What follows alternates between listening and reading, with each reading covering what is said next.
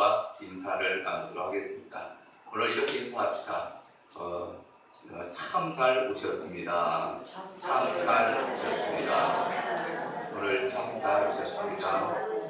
한 번 더 인사하겠습니다. 주님은 당신을 사랑하십니다. 주님은 당신을 사랑하십니다. 예, 감사합니다. 오늘 거룩한 주일날 주님 전전에 나와 예배에 참여하는 모든 분들을 축복합니다. 주님의 은총과 은혜가 말씀을 듣고 예배를 드리는 가운데 이슬과 같이 충만히 임하시기를 주님의 이름으로 축원합니다.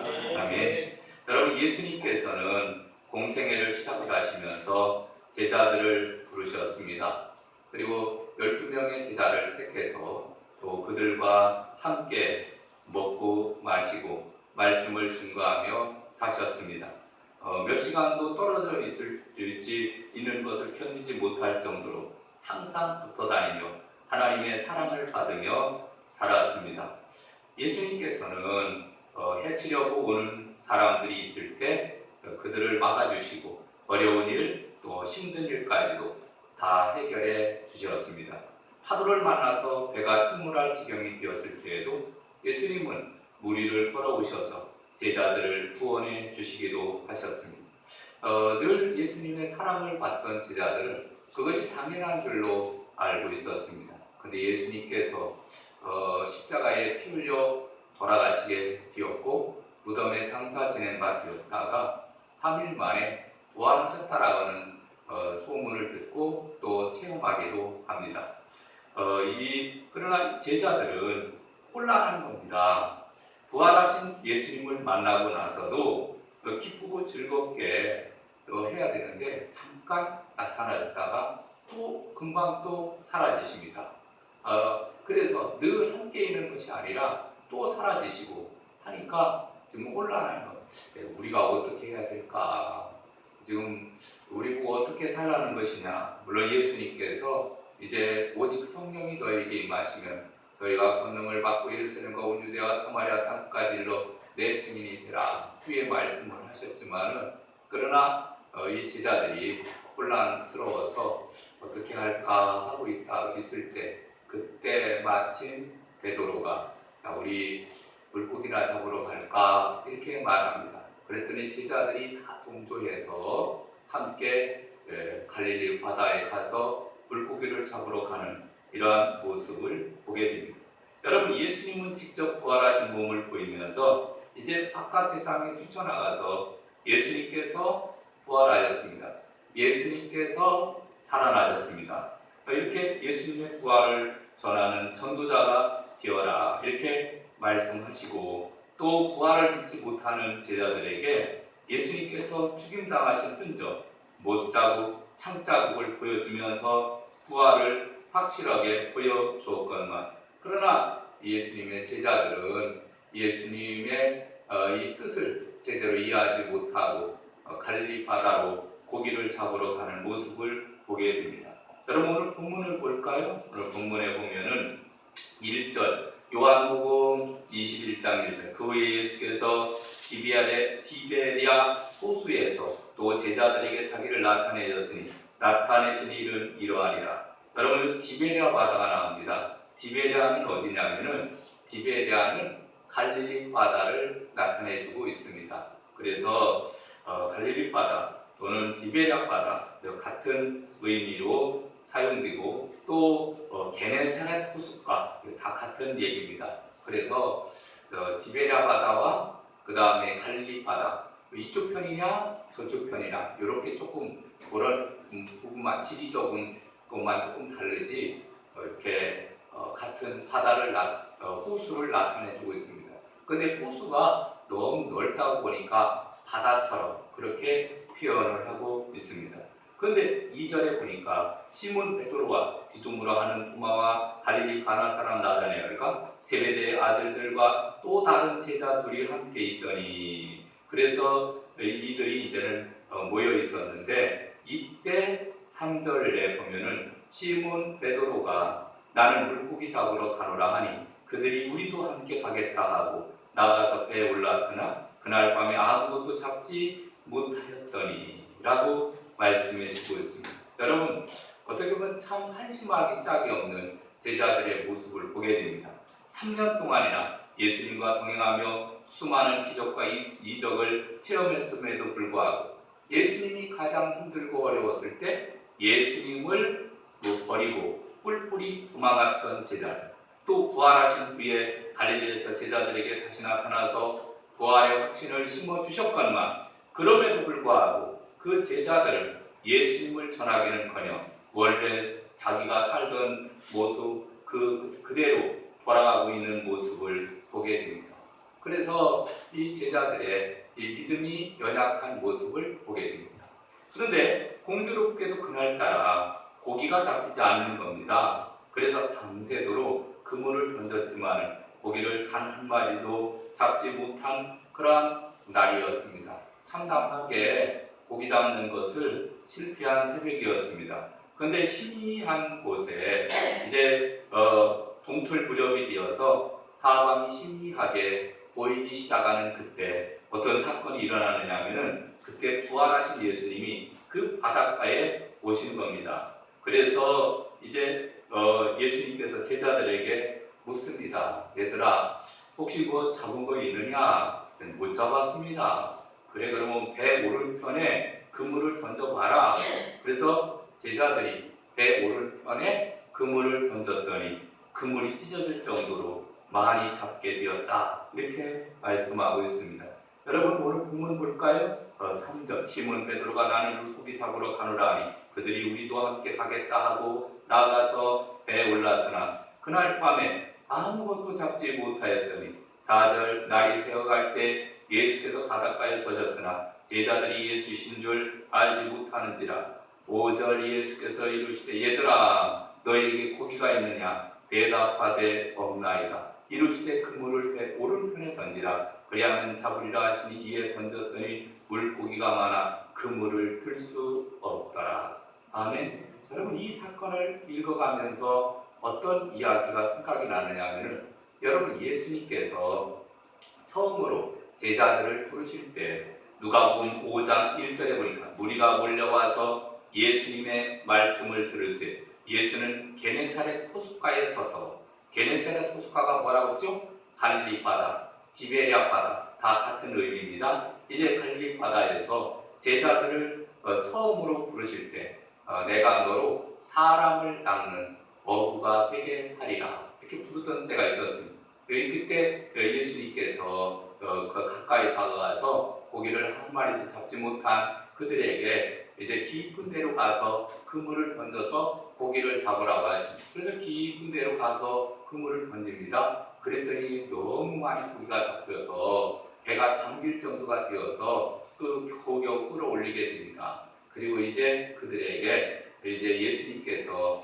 베드로, 야고보, 요한을 부르시면서 내가 너희로 사람을 낚는 어부가 되게 하리라. 할렐루야. 그래서 예수님께서 처음에 사명을 주어서 제자들을 부르신 때였습니다. 그런데 지금은 현재는 예수님의 제자들이 3년 동안 예수님 따라다니다가 지금은 이제 예수님 십자가에 끌려 돌아가시고 이제 무덤에 장사 지낸 바 되었다가 그리고 부활하셨음에도 불구하고 그들은 마음이 복음을 증거하는 전도하는 그러한 마음이 되어지지 못하고 터덜터덜 그들은 실패한 그러한 제자들처럼 이렇게 고향으로 다시 돌아와서 고기를 잡고 있는 모습을 보게 됩니다.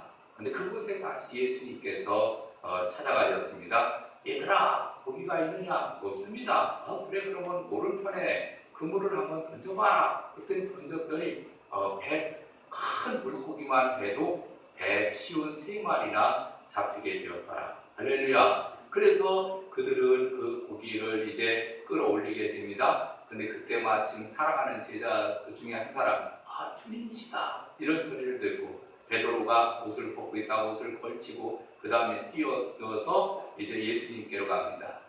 거리는 예수님과의 거리가 한 50간쯤 되었으므로 이제 제자들은 이제 배를 그곳에 이제 대서 예수님께로 이제 가까이 나아가게 됩니다. 예수님 뭐라고 말하면 지금 잡은 생선을 가지고 오라. 그래서 잡은 생선을 가지고 가니까 예수님은 숯불을 켜놓고 그 다음에 거기서 생선을 다 올려놓고 그리고 생선을 구워서 그리고 떡과 함께 제자들에게 띄어서 주게 되었더라. 그래서 그리고 난 다음에 사랑하는 제자였던 베드로에게 요한의 아들 시몬아, 네가 나를 사랑하느냐? 주님, 내가 주님을 사랑하는 줄 주님께서 아십니다. 그래? 그러면 내 양을 먹이라.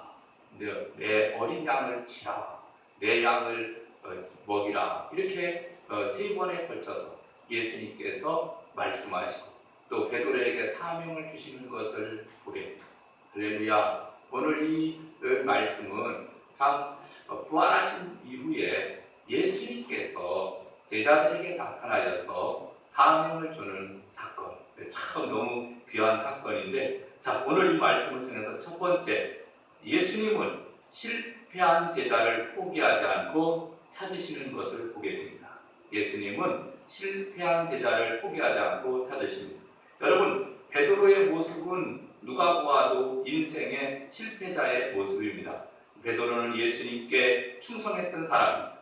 그리고 그는 나는 끝까지 내가 죽을지언정 내가 주님을 다 따라가겠습니다. 이렇게 장담했던 사람입니다. 그래서 예수님께서 제자들이 다 도망갈 것이라고 예언했을 때 다른 사람은 다 예수님을 버려도 나는 죽기까지 따르겠습니다. 그랬던 베드로가 예수님을 3번씩이나 예수님 모릅니다. 나중에는 저주하면서 예수님을 부인했다라고 말씀해 주고 있습니다.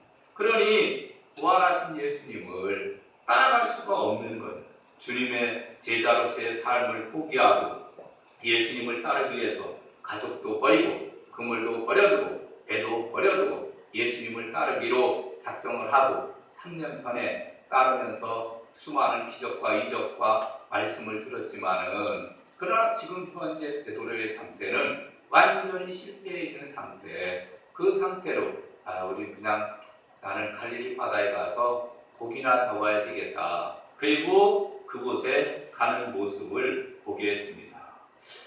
이때 예수님께서는 그러면은 이 베드로를 그냥 내버려 두고 포기했느냐면은 그 베드로의 마음과 심령을 아십니다. 하나님은 사랑하지만 그러나 마음에는 원이로되 육신이 약하다라는 말씀처럼 환경과 여건의 좌우를 받으며 이리저리 흔들리는 베드로의 모습을 예수님은 누구보다 더 잘 아십니다. 그리고 예수님께서는 실패한 베드로를 다시 찾아오게 됩니다. 그리고 실패하고 낙망하고 좌절해 있는 마음 아파하고 있는 베드로를 찾아와서 다시 사명을 주며 그를 회복시켜 주시는 것을 봅니다.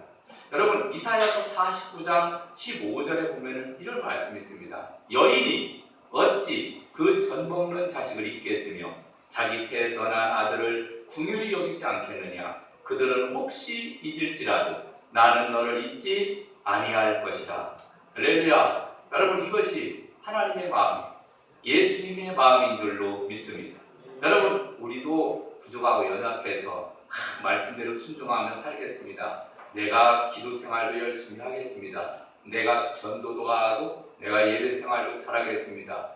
우리가 연초가 되면 다짐을 하기도 합니다. 은혜 받았을 때는 이렇게 살면 안 되는데 하면서 회개하기도 합니다. 그러나 이제 밖에 세상에 나가서 살다 보면 우리는 세상 사람과 어울리고 말씀에 순종하지 못하고 좌절하고 절망해 있는 우리의 모습을 보게 됩니다. 그러면 이러한 모습, 너는 틀렸어. 너 같은 놈은 너는 지옥에나 가야 돼. 그리고 하나님이 버립니까? 여러분, 그러지 않습니다. 실패한 베드로를 찾아오셨던 주님께서는 오늘 이 시간 여러분을 다시 찾아오시는 줄로 믿습니다. 아멘. 그래서 부활의 주님을 우리 다시 모셔드려야 돼요. 그리고 다시 우리의 잃어버렸던 사명을 다시 또 회복해서 하나님 나라와 그의 영광을 위해서 달려가야 될 줄로 믿습니다. 여러분, 지금 현재 여러분의 상태, 마음과 심령의 상태는 어떻습니까? 만약에 지금도 기쁨과 즐거움과 소망으로 가득 차 있지 못하고 절망 가운데 아니면 무덤덤한 가운데 우리가 신앙생활하고 있다라면 다시 일어나야 됩니다.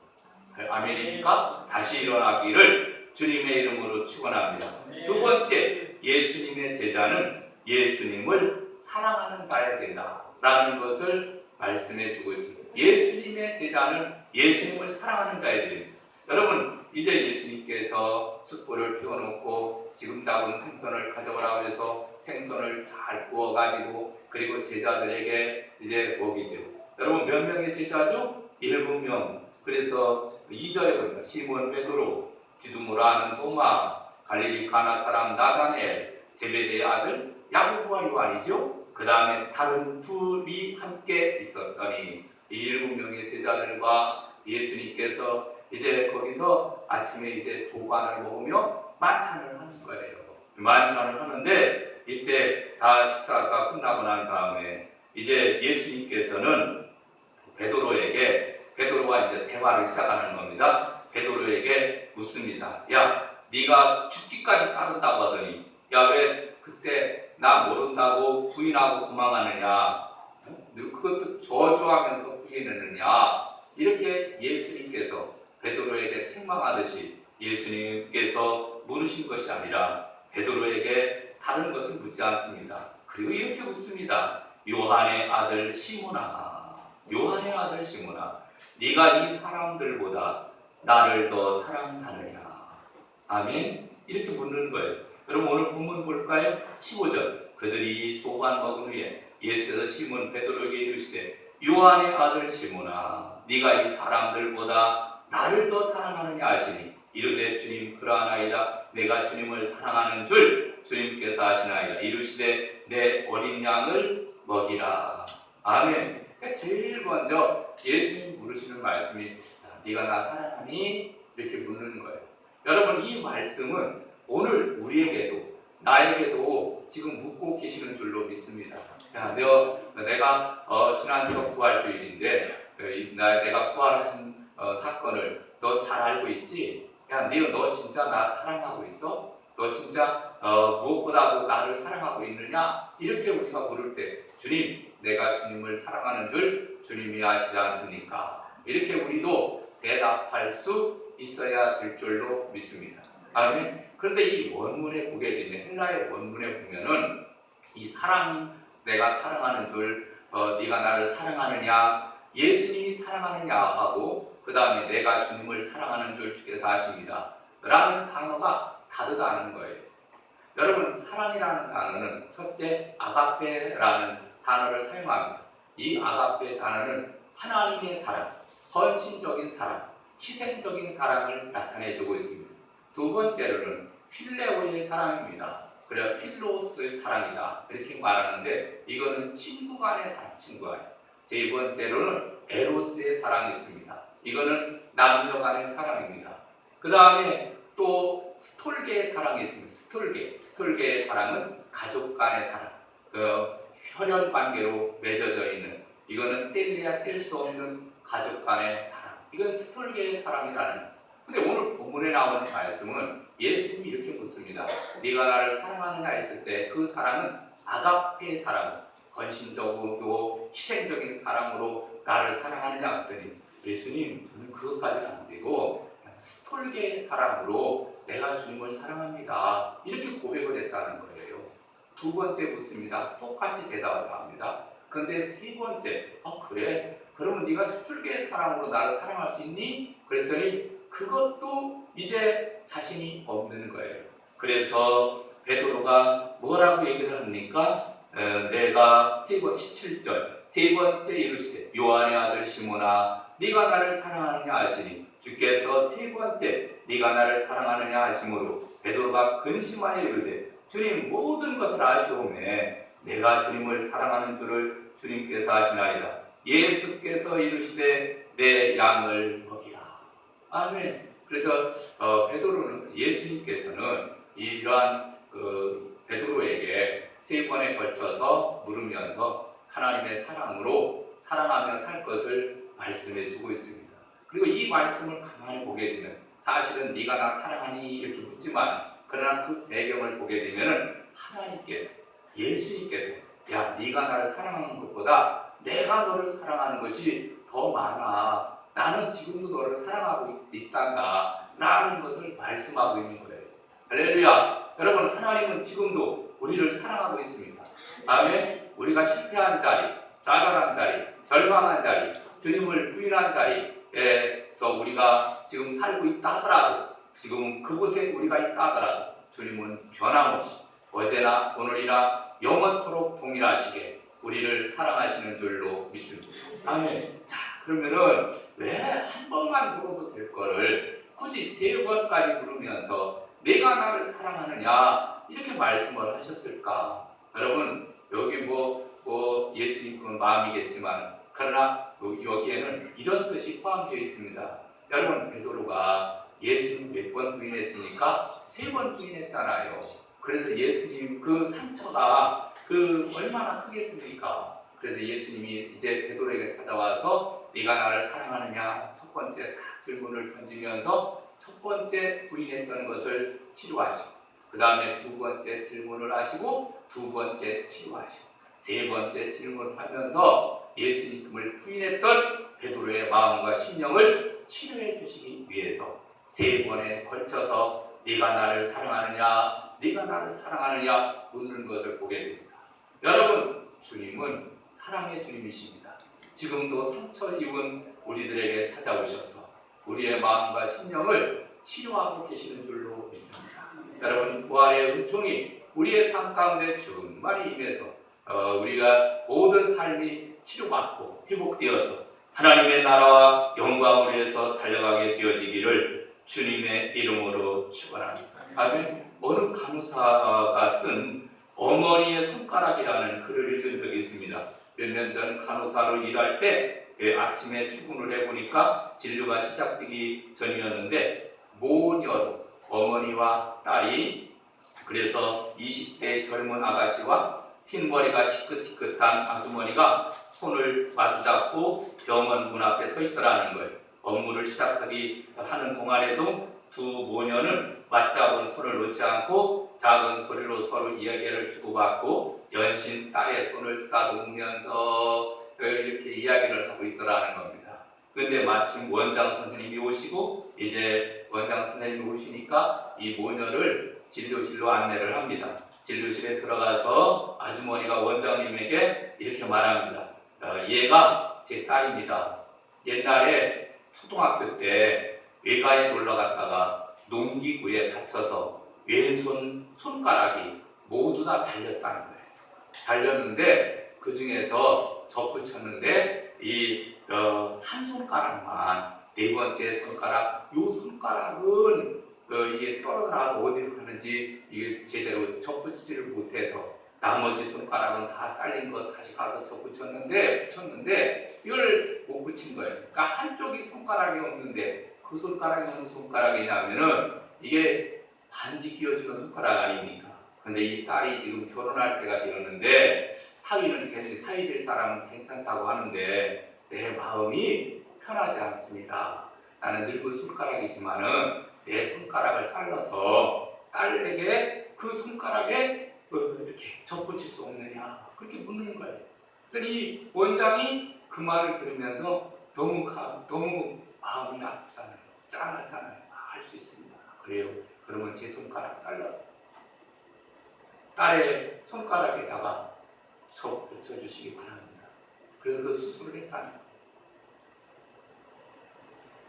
여러분, 그것이 어머니의 마음. 다 주고 또 주고 그래도 안타깝고 부족한 것. 그것이 부모의 마음입니다. 여러분, 하나님 아버지의 마음은 어떨까? 하나님의 마음도 마찬가지일 것 같아요. 하나님도 우리에게 생명을 주고 십자가에 피 흘려 돌아가셨어요.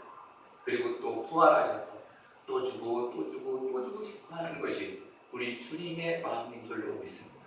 내가 나를 사랑하느냐? 우리에게 묻는 거예요.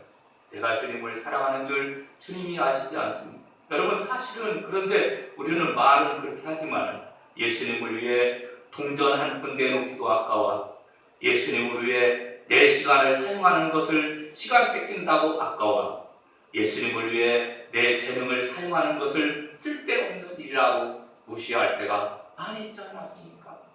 그럼에도 불구하고 주님은 지금도 나를 사랑하시고 변함없이 사랑하시고 그리고 지금도 우리를 위해서 이제 하나님 우편에서 기도하고 계시는 줄로 믿습니다.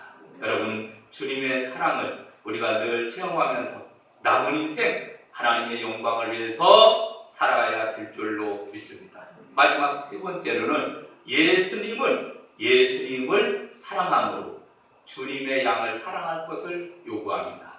그 사랑을 가지고 주님을 사랑하는 네가 나를 사랑하냐? 그래? 그럼 그 사랑의 마음을 가지고 이제 양을 사랑할 것을 요구합니다. 그래서 여기 말씀에 보면은 내 양을 치라, 내 양을 먹이라 이런 말씀이 있잖아요. 첫 번째 말씀은 내 어린 양을 먹이라, 두 번째는 내 양을 치라, 세 번째로는 내 양을 먹이라, 내 양을 먹이라.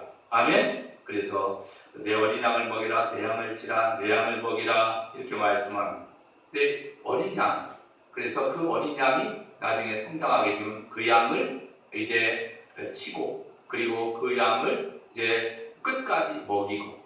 그런데 여러분, 히브리인들이나 헬라인들은 같은 단어를 사용하는 것을 주저합니다. 이왕이면 좀 산뜻한 말을 사용하는 것을 그리 좋아합니다. 그래서 먹이다, 치다 거의 비슷한 말인데 조금씩 어법이 다르게 사용되기도 했습니다만, 어린 양을 먹이고 그 양이 키우고 자랐을 때 그 양을 또 먹이고 치고 이렇게 하는 것을 우리가 이해하면 될 것 같습니다. 어쨌든 간 부활하신 예수님께서는 베드로에게 사명을 주는 거예요.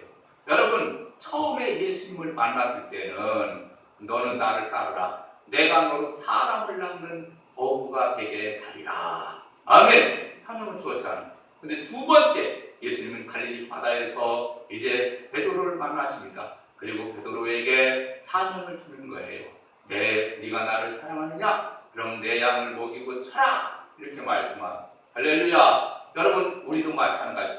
우리도 하나님이 우리를 천에 하나 만에 하나 택해서 불러서 세워주신 줄로 믿습니다. 아멘. 자, 이제부터는 우리가 부활의 주님을 위해서 하나님의 나라와 그의 영광을 위해서 달려가야 될 줄로 믿습니다. 어린 양들, 다시 말해서 그 양들을 보면은 양 중에서도 어린 양, 젖을 먹어야 하는 영적인 어린아이와 같은 양들, 이런 양들이 많이 있습니다. 돌봄이 없으면 맹수에게 잡혀서 죽게 되는 양, 목자가 먹이지 않으면 자신들이 꼴을 찾지 못해 굶주리는 그러한 양들, 믿음이 연약한 사람들을 그들을 돌보라는 거예요. 이게 우리의 사명입니다. 그럼 이게 목사님한테 준 사명이냐? 그것은 아닙니다. 여러분, 우리는 모두가 다 왕 같은 제사장이고 하나님 나라의 백성이고 또 제사장들인 줄로 믿습니다. 아멘. 우리 모두에게 주시는 하나님의 말씀입니다. 근데 여러분, 우리 양은 우리의 교우를 밝혀주고 있고 우리의 가족을 밝혀주고 있고 또 우리에게 또 맡겨주는 그 이웃들을 우리가 예수님의 양으로, 아멘입니까? 여러분, 양은 다른 사람이 아니에요. 바로 우리 옆에 있는 모든 사람들이 우리에게 맡겨주시는 양들입니다. 어떤 양은 사나운 양, 성질이 더러운 양, 변덕이 심한 양, 제멋대로 하는 양, 병든 양, 추락한 양, 말썽 부리는 양, 섭섭해하는 양, 삐진 양, 이중적인 양, 멍청한 양, 잘난 체 하는 양, 별별 양이 다 있지 않습니까? 그렇죠? 여러분, 교회 안에도 그렇고 밖에도 그렇고 여러분, 우리 주변에 수많은 양들이 있어요. 다 여러 종류의 양들이 있는데 그들을 이끌어서, 주님께 이끌어서 그들을 먹이고 그들을 치고 그들을 돌보면서 하나님 나라로 이끄는 사명을 우리에게 주신 줄로 믿습니다. 아멘. 여러분, 이제 이 부활절을 기점으로 해서 우리는 이제 다 같이 일어나서 복음을 전도하고 하나님 나라를 전파하는데, 여러분, 이제 우리가 교회 나오세요, 예수 믿고 구원 받으십시오, 이것도 우리가 해야 되지만은 그것보다도 이제는 이렇게 전도하기를 바랍니다. 그냥 한 번만 교회에 나와서 예배만 드려주세요. 예? 교회 한 번만 나와달라고 이렇게 청구하시기를 바랍니다. 한 번 나와서 예배를 드리다 보면은 벌써 체험이 되는 거 아닙니까? 아하, 예배는 이렇게 드리는 거구나, 찬양은 이렇게 하는 거구나, 말씀을 딱 듣다 보니까 그러면 하나님께서 감동, 감화, 역사하시는 거예요. 아멘. 내가 그 사람 전도하려고 하면은 그 얼마나 힘이 듭니까? 여러분, 한 명은 전도하기가 쉽지 않잖아요. 그 전도하려고 하지 마세요. 전도할 필요도 없고. 그럼 우리 어떻게 하냐면 그냥 초청만 하는 거예요. 교회만 한번 와주시기 바랍니다. 이게 옛날에는 초청잔치 할 때 돈을 주기도 하고 일당을 주기도 하고 그 사람 팥을 내주기도 하면서 그리고 또 대신 일해주면서 야, 우리 교회 한번 가자. 그리고 한 번만 내 소원은 교회 한번 가는 거다. 그리고 그냥 교회만 데리고 오는 역사하는 것보다는 하나님께서 하실 줄로 믿습니다.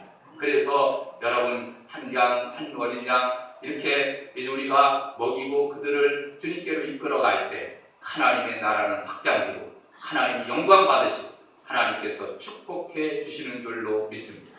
여러분, 이러한 부름에 응답해서 베드로는 그는 나중에 이제 예루살렘 교회의 수장으로, 그리고 그는 로마로 가서 그가 순교하는데 그는 십자가에 거꾸로 매달려서 순교하면서 그의 생을 마감합니다.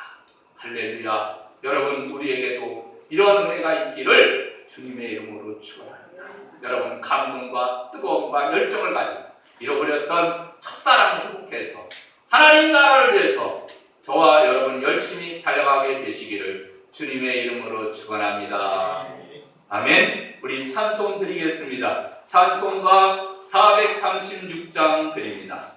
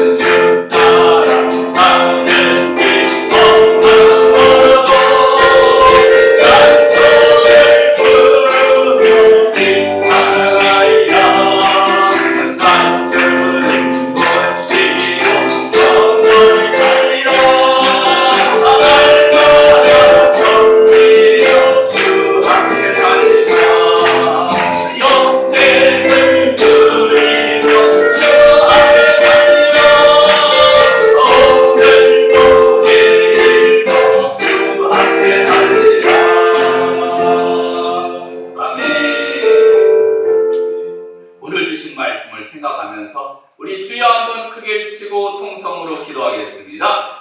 주여!